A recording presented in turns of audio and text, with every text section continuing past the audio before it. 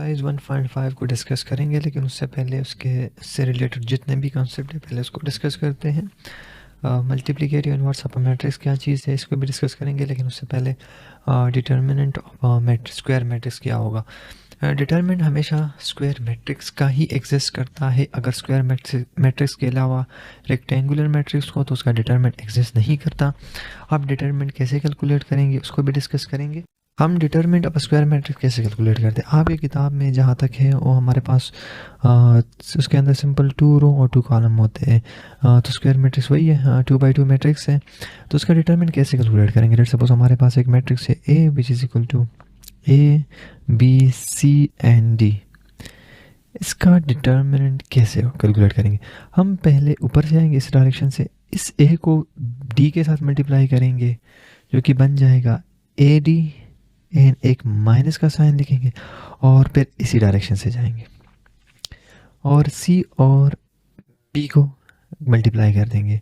इसमें अक्सर कहते हैं कि ये माइनस फार्मूले का माइनस है, तो आपने सिंपल ये हमारे पास A डिटरमिनेंट आ गया और A डिटरमिनेंट को हम इस तरह से लिखते हैं। अगर हमारे पास कोई matrix A B C and D और इसका हम डिटरमिनेंट कैलकुलेट कर रहे हैं तो हम इसमें A के अंदर एक लाइन इधर और एक लाइन इधर और इस तरह इस मैट्रिक्स के साथ भी एक लाइन इस तरह से, तो हमारे पास फिर ये बन जाता है AD माइनस CB। ऊपर से हमने आना है, इन दोनों को मल्टीप्लाई करना है, फिर नीचे से ऊपर जब जाते हैं तो हम माइनस साइन लगाएंगे। इस तरह से आपने इसको याद रखना है। तो ये देखें, ये एक मैट्रिक्स है जिसमें से 7 और -12। अब ये -12 आ रहा है यहाँ पे, तो सिंपल 7 मल्टीप्लाई -12। अब क्योंकि माइनस आ रहा है, क्योंकि ये फार्मूले के अंदर माइनस होता है, तो माइनस आ गया और 7 मल्टीप्लाई 5 ये हमारे पास आ गया -119 की वैल्यू। अब singular and non singular matrix क्या चीज़ है। जब हम एक मैट्रिक्स का डिटरमिनेंट कैलकुलेट करते हैं, अगर हमारे पास 0 आ गया तो इसको हम कहते हैं सिंगुलर मैट्रिक्स। अगर हमारे पास जो डिटरमिनेंट हमने कैलकुलेट किया हुआ होता है और वो हमारे पास नॉट इक्वल टू 0, पॉजिटिव हो या नेगेटिव हो कोई मसला नहीं है, ये हमारे पास एक नॉन सिंगुलर मैट्रिक्स होता है। अब ये हम क्यों नॉन सिंगुलर और सिंगुलर की बात करते हैं, क्योंकि जब हम इन्वर्स ऑफ मैट्रिक्स कैलकुलेट करेंगे तब हमें इसकी ज़रूरत पड़ेगी। इसी तरह है adjoint of a matrix. Adjoint of a matrix क्या चीज़ है, हम इसको रिप्रेजेंट करते हैं। लेट्स सपोज हमारे पास एक मैट्रिक्स है A which is equal to A B C and D। इसका एडजॉइंट हम इस तरह से लिखते हैं ADJ एडजॉइंट ऑफ ADJ को हम स्मॉल लिखते हैं और इसके साथ फिर ब्रैकेट 8 लिखते हैं। ये हमारे पास एक मैट्रिक्स के बराबर होता है जिसमें से हम जो फर्स्ट ये वाला डायगोनल है इसमें हम एलिमेंट को रिप्लेस करते हैं, D यहाँ पे चला जाता है और A D की जगह पे आ जाता है। इसी तरह जो यहाँ पे साइन होते हैं, इस बाय डिफ़ॉल्ट इसका साइन क्या है, प्लस। प्लस को हम अक्सर हम नहीं लिखते तो इसका साइन क्या है, प्लस। ये माइनस बन जाएगा और यहाँ पे भी प्लस है और ये भी माइनस बन जाएगा। इस तरह से इसको हम कहते हैं एडजॉइंट। एग्जाम्पल देखें, matrix B which is equal to 4 -2 -3 and 1। हम एडजॉइंट ऑफ B कैलकुलेट कर रहे हैं विच इज इक्वल टू, ये पोजीशन चेंज हो जाएगी 1 एंड 4। इसी तरह इसके साइन चेंज हो जाएंगे, इसकी अलामत चेंज हो जाएंगे, क्योंकि ये माइनस है +3 बन जाएगा, -2 है +2 बन जाएगा। हमारे पास एडजॉइंट ऑफ B आ गया। Multiplicative inverse of a matrix क्या चीज़ है।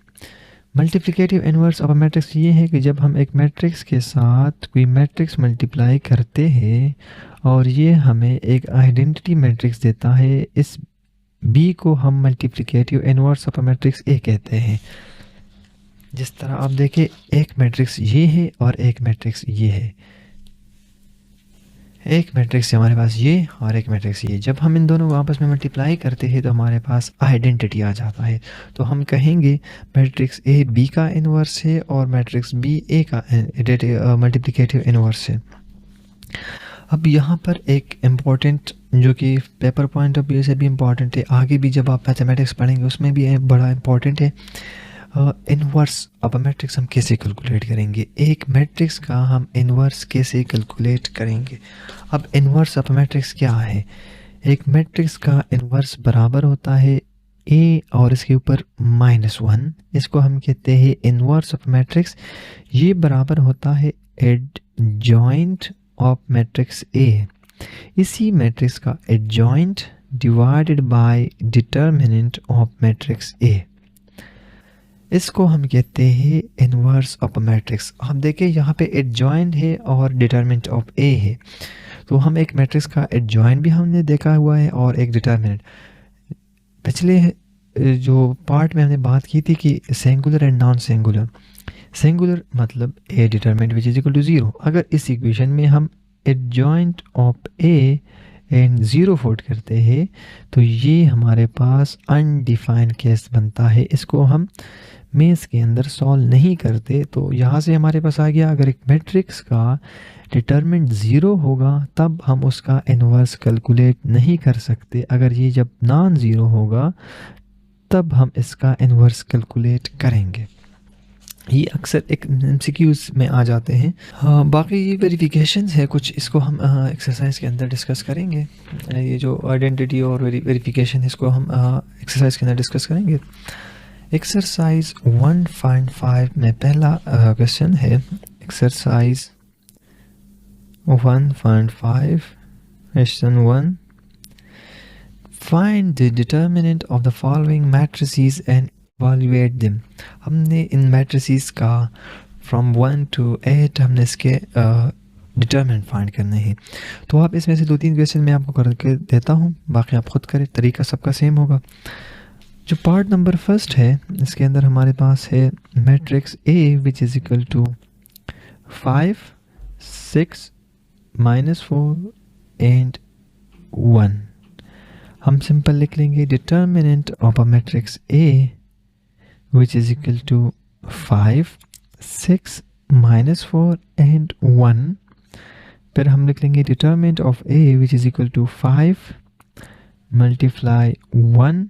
अब वो जो हम कहते थे परमूला वाला माइनस हम यहाँ पे लिख लेंगे इस तरह से। फिर है -4 multiply 6, जो यहाँ पे हम ब्रैकेट लिख लेंगे -4 multiply 6। अब ये ब्रैकेट हमने क्यों लिखा, क्योंकि एक साइन यहाँ भी आ रहा है और एक यहाँ पे है, तो हम इसको को क्लियर लिखना चाह रहे। तो ये हमारे पास 5 multiply 1 5, ये माइनस अपनी जगह पे आ गया। अब ये देखिए -4 multiply 6, इससे हमारे पास आता है जब एक के साथ माइनस हो दूसरे के साथ प्लस साइन हो, minus multiply plus which is equal to minus. तो यहाँ से -4 multiply 6 24, हमारे पास आ गया -24। हम लिख लेंगे 5, यहाँ पे देखिए माइनस एंड -24। अब ब्रैकेट का मकसद क्या है, मल्टीप्लिकेशन, तो एक माइनस पहले है, जब उसके साथ हम दूसरा माइनस मल्टीप्लाई करते हैं इसी तरह से तो हमारे पास फाइनल साइन बनता है प्लस। तो हम इसकी जगह लिख लेंगे +24 विच इज़ इक्वल टू, अब हम सिंपल इसको ऐड करेंगे 29। ये हमारे पास डिटरमिनेंट ऑफ ए आ गया। इसी तरह इसका भी है, इसका भी और इसका भी। पार्ट नंबर 5 को देखते हैं, which is equal to E which is equal to 2p and -3q r minus s. E determinant which is equal to determinant of 2pr minus 3q and minus s. Simple हम इसको इसके साथ multiply करेंगे 2p multiply minus s, फार्मूले वाला minus and then r multiply -3q। 2p और इसको multiply करेंगे क्योंकि यहाँ पे प्लस है यहाँ पे माइनस है, तो फाइनल साइन आ जाएगा -2ps एंड अगेन ये माइनस अपनी जगह पे आ जाएगा और यहाँ पे r है 3 है q है, तो ये हमारे पास आ जाएगा -3rq। अब यहाँ पे देखिए एक माइनस ये है और एक ये है, ये अपनी जगह पे -2ps आ जाएगा, ये माइनस और माइनस मल्टीप्लाई होगा प्लस बनेगा और ये आ जाएगा 3rq। तो ये हमारे पास डिटरमिनेंट ऑफ ई आ गया, फाइनल आंसर हमारे पास ये आ गया।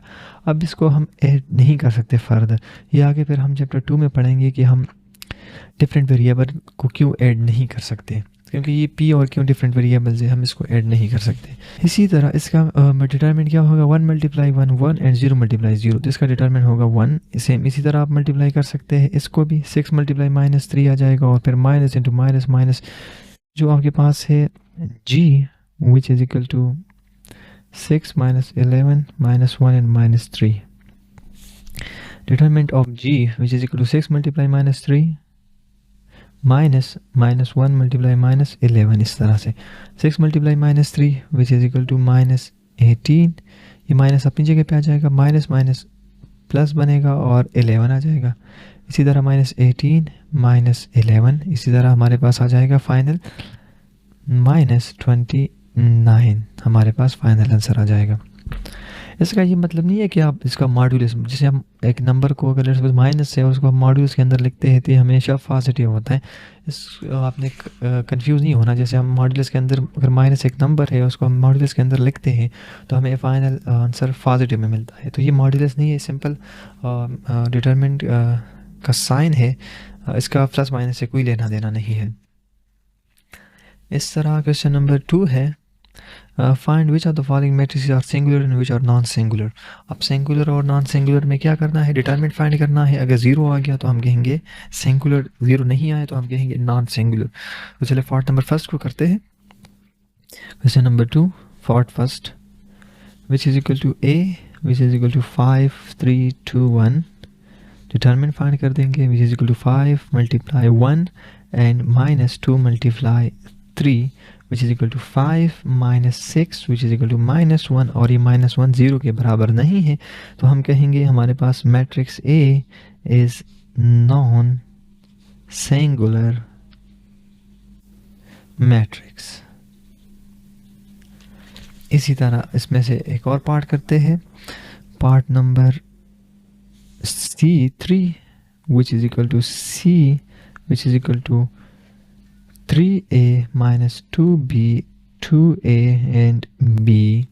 सिंपल हम इसको मल्टीप्लाई करेंगे, 3a मल्टीप्लाई b माइनस फार्मूले वाला -2a multiply -2b 2a multiply -2b, हमारे पास आ जाएगा 3ab माइनस, और इसको मल्टीप्लाई करेंगे 2a multiply -2b minus multiply plus -2 multiply 2 4 and A B, इस तरह आ जाएगा। तो हमारे पास आ जाएगा -4ab and which is equal to 3ab minus minus plus 4ab, ये हमारे पास आ जाएगा 7ab which is not equal to 0। तो ये भी हमारे पास एक नॉन सिंगुलर मैट्रिक्स है। इसके अंदर पार्ट नंबर 4 को करते हैं, which is equal to d which is equal to -3 6 2 -4।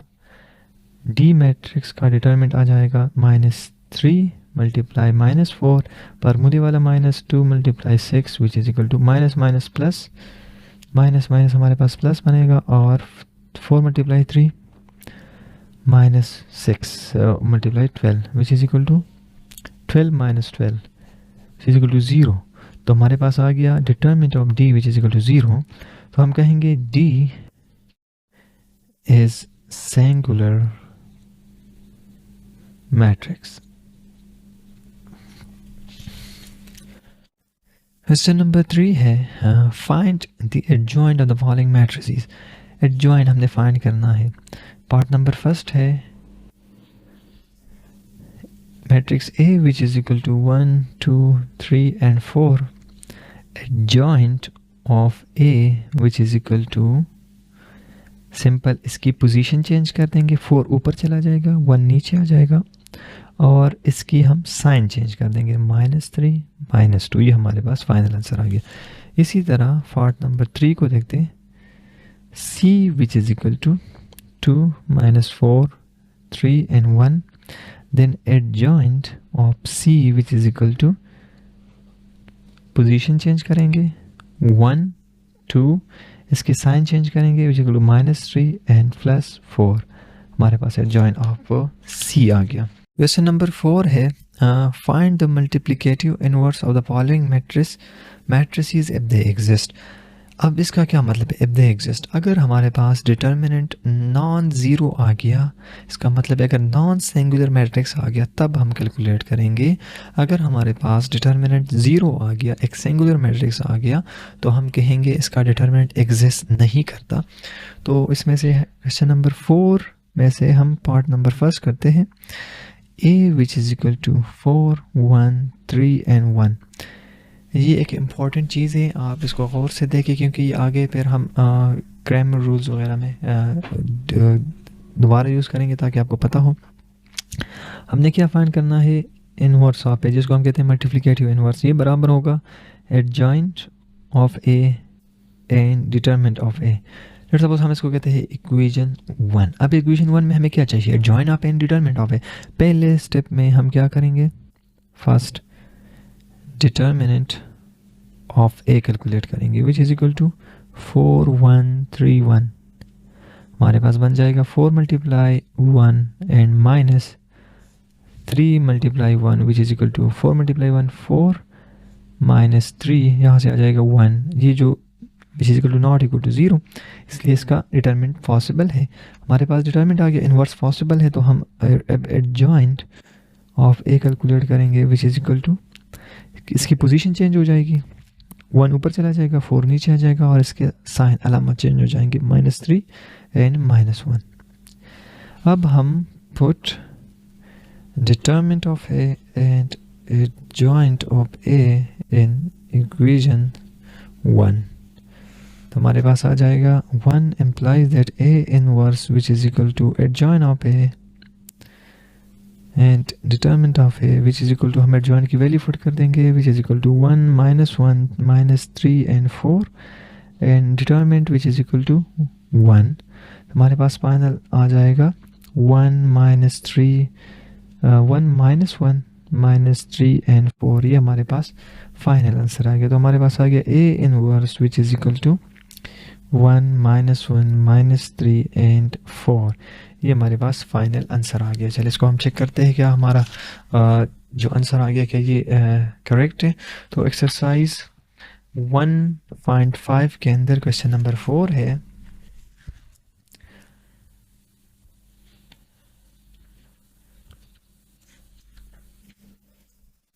One point five के अंदर question number 4 part number first, 1 -1 -3 and 4,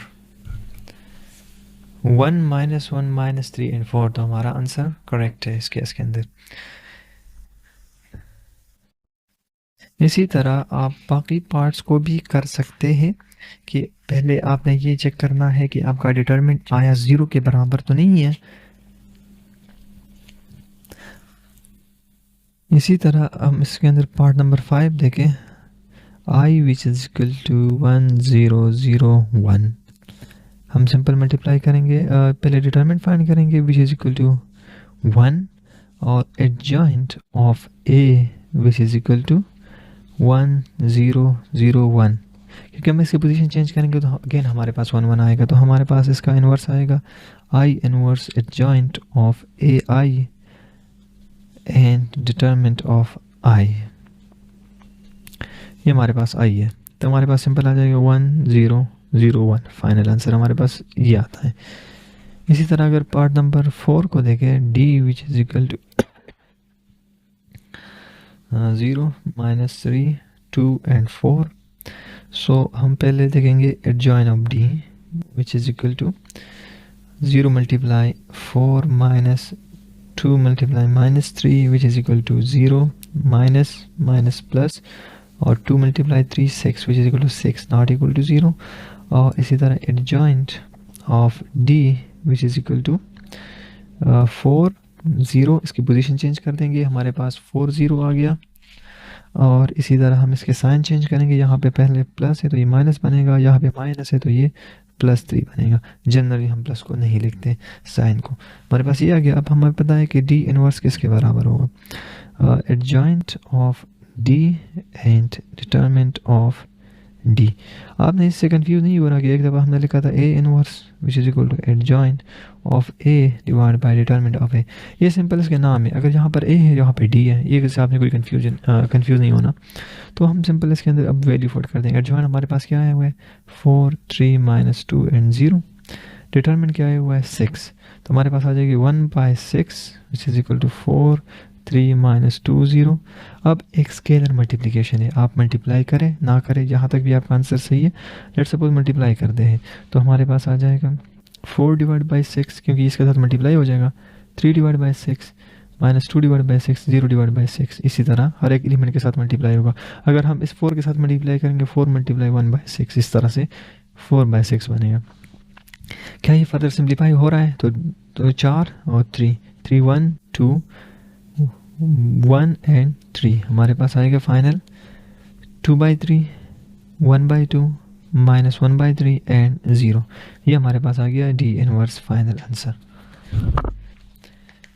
इसी तरह हमारे पास क्वेश्चन नंबर 5 है, if A and B find A B B A and minus A inverse of A and B inverse of A. हमने calculate किया था कि दो मैट्रिक्स को कैसे मल्टीप्लाई करेंगे। सेम वही तरीका आपने अप्लाई करना है अगेन, और यहाँ से हमने जो ए इनवर्स कैसे कैलकुलेट करना है, जैसे हमने ये किया।